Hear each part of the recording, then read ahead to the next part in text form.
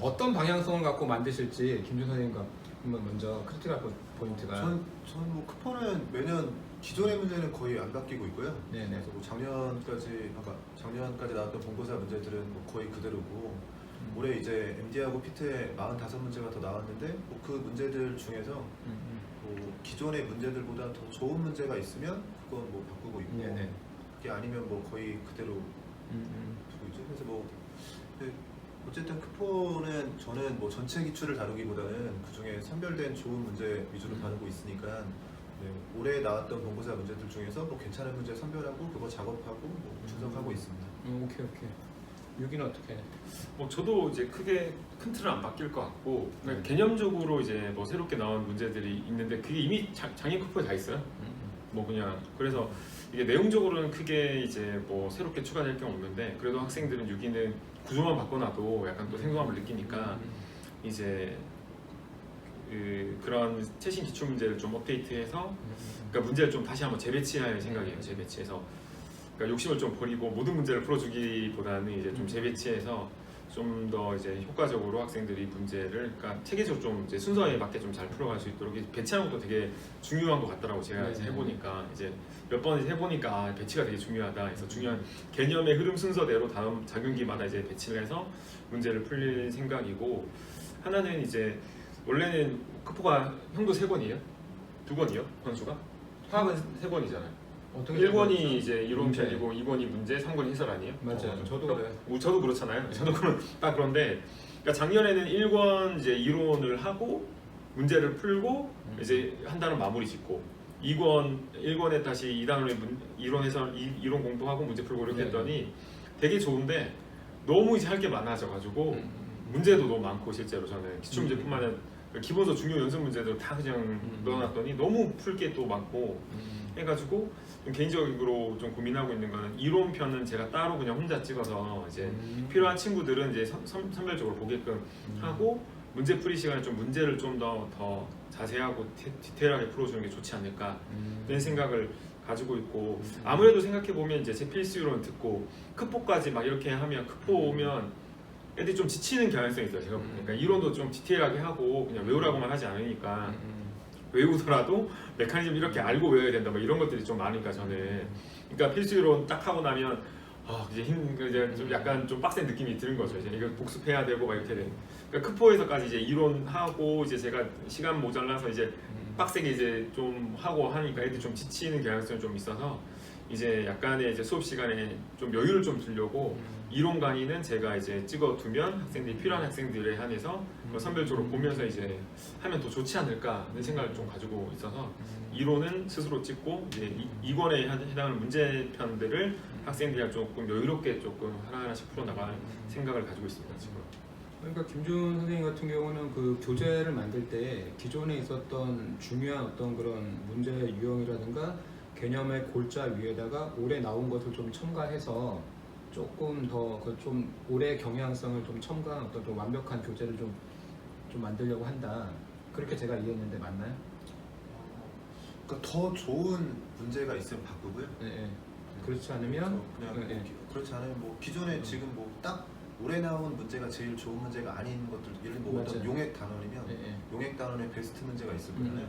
근데 그 문제가 뭐 예전에 나왔던 문제일 수도 있고 올해 나온 문제일 수도 있는데 뭐 올해 나온 문제들 중에서 괜찮으면 그걸 선별해서 바꾸고 그게 아니면 그렇게 해서 크게 그렇게 그래도 좀 같이 김준호이 생각하는 어떤 그런 가장 중요한 이 개념의 가장 중요한 문제라든가 그런 것들을 그 틀 안에서 그냥 그 안에서 문제만 살짝 밟는 정도로 생각하면 되고 최진규 선생님 같은 경우는 기존에 있던 틀은 그대로인데 다만 그 문제 그 개념의 학생들의 개념의 그 흐름에 따라서 문제 흐름을 조금 더 재배치하면 훨씬 이제 이론 이해하기가 편할 것 같아요. 이론을 이해하기 편하고 그리고 이제 수업 시간에 어떤 조금 더 힘을 줄 부분이 문제의 어떤 그런 풀이라고 생각하기 때문에 이론을 조금 더 학생들이 그러니까 제가 이론 스스로 선택하고 또 이론 또 스스로 잘 정리하는 애들은 이론 시간 좀 지겨워하기도 해요. 실제로 보면.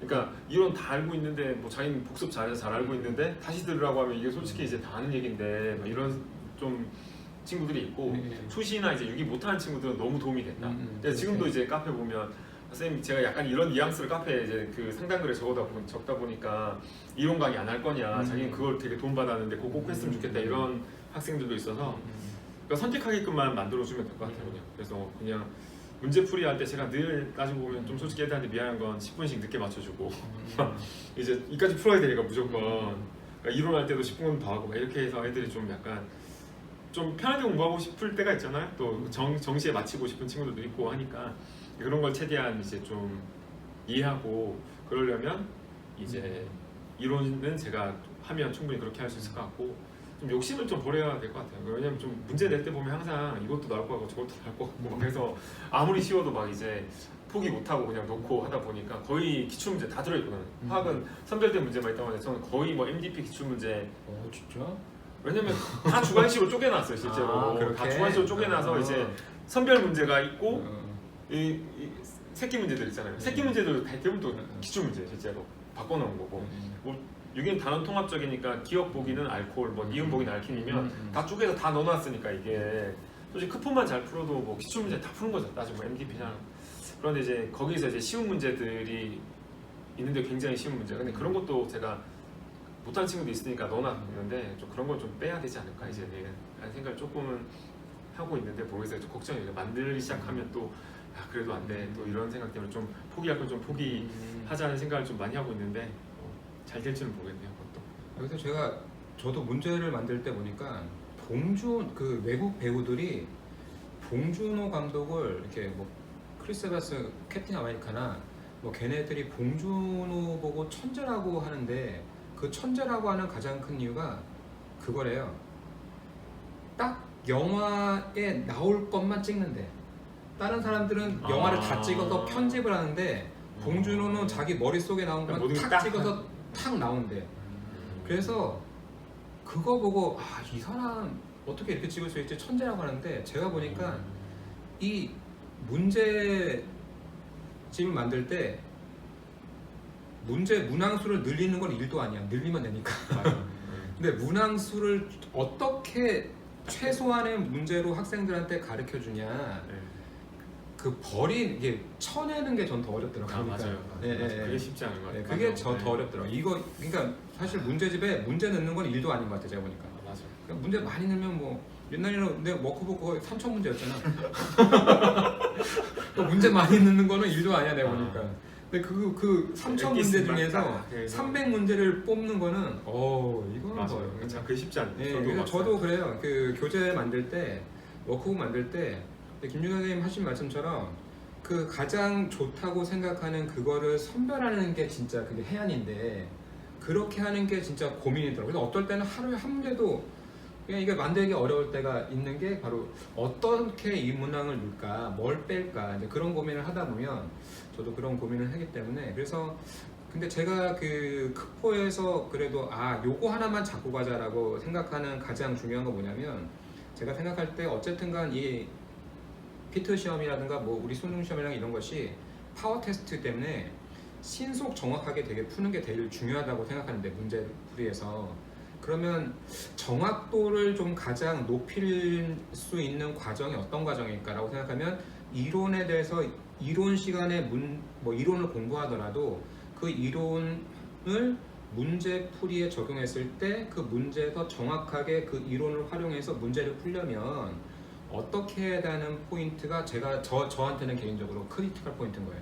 그래서 그 크리티컬 포인트라는 것 자체가 기출에서 나왔던 그 문제의 유형이라든가 문제 물어보는 방법이랑 개념에서 배웠었던 그거랑 이걸 어떻게 하면 잘 이렇게 좀 브릿지를 놔가지고 학생들이 배웠던 개념을 정확하게 문제 상황에서 해결할 수 있는지 그런 것들에 가장 중요한 포인트를 두고 저는 크리티컬 포인트를 만드는 편이고 그 다음 과정은 그 정확도를 조금 더 정확하게 하면서 신속하게 그래서 모의고사 때는 그걸 좀 더 신속하게 풀 수 있는 어떤 그런 방향성을 기본적으로 갖고 가는데 그러니까 그런 것 같아요. 저도 그러니까 제 두 분 말씀 이렇게 다 종합해 보면 우리가 만드는 그 크리티컬 포인트가 학생들이 개념을 배우고 나서 정확하게 문제를 풀려면 어떤 그 개념의 어떤 흐름을 따라간다던가 아니면 가장 중요하다고 생각하는 문항들을 어떻게 분석한다든가 그렇게 제가 해석했는데 그 제가 해석한 게 맞나요? 네, 저도 그 네. 뭐 크포 이제 문제 흐름이 이제 필수 이론의 그냥 예, 예. 개념의 흐름대로 그러니까. 그냥 배치를 해놨거든요. 그렇게 그 흐름을 배치함으로 해가지고 학생들이 그 개념을 정확하게 이해해서 문제에 적용하기 위한 그런 과정이라고 저는 생각을 해서 크포를 그렇게 만들고 있고, 그래서 학생들이 이 크리티컬 포인트 수업을 통해서 정말 그 기본적인 그 이 과정이 갖고 있는 그 스피릿은 기출 변형, 기출 분석에 해당하는 건데, 그 기출 변형과 기출 분석을 기출 문제를 통해서도 할 수 있지만 최진규 선생님이 말씀하신 것처럼 그 개념의 어떤 그런 흐름, 지식의 어떤 그런 의식의 흐름, 개념의 흐름에 따라서 그 개념을 잘 확인한다든가, 김준 선생님이 말씀하신 것처럼 정말 물리와 다르게 뭐 화학이나 유기는 미트랑 피트가 다 있으니까 기출 문제가 너무 어마어마하게 많은데, 그 어마어마하게 많은 문제들 중에서 정말 이 개념이 어떻게 하면 정확하게 학생들이 더 잘 인지하고 더 잘 활용할 수 있는 단계까지 끌어올릴까, 그런 고민에서 만든 교재들이 크리티컬 포인트라고 생각하기 때문에 여러분들이 아마 뭐 이미 다 공부하신 분들도 있고 처음 공부하신 분들도 계시겠지만 뭐 저는 뭐 100%, 200%, 300%꼭 도움이 될 거라고 생각이 들고, 해설지 다 만드시잖아요. 그렇죠? 만들어야죠. 만들긴 하죠. 고민이어서 지금 네. 오타 때문에 지금 늘 네. 이게 진짜 쉽지 않아. 아니 근데 이 시험에서 해설지 있는 교재들이 많지가 않아요, 사실은. 또 해설지를 또 이렇게 만드는 교재들이기 때문에 학생들이 그냥 또 개인적으로도 이렇게 좀 책을 더 다른 선생님 혹시 수업을 듣다가도 개인적으로 공부하고 싶으실 때 좀 구입해서 공부하시면 될 것 같고, 또 카페에 가보시면 여러분들이 그 Q&A 게시판이 그 어느 곳보다 잘 돼 있기 때문에, 특히 합격생들 같은 경우가 정말 발 벗고 나서 이렇게 물론 페이를 지급하는 면도 있겠지만 정말 여러분들에게 잘 도움을 주기 때문에 아마 교재 활용뿐만 아니라 카페까지 잘 활용하시면 정말 도움이 되지 않을까. 그리고 여러분들이 뭐 성공적인 어떤 그런 수험생활하는 게 없겠지만 그 결과가 보면 알겠지만, 그래도 여러분들이 그 수험생활하는 데 있어서 좀 밑바탕이 되는 데 있어서 저희들이 좀 앞으로 도움이 될 수 있도록 노력하도록 하겠습니다.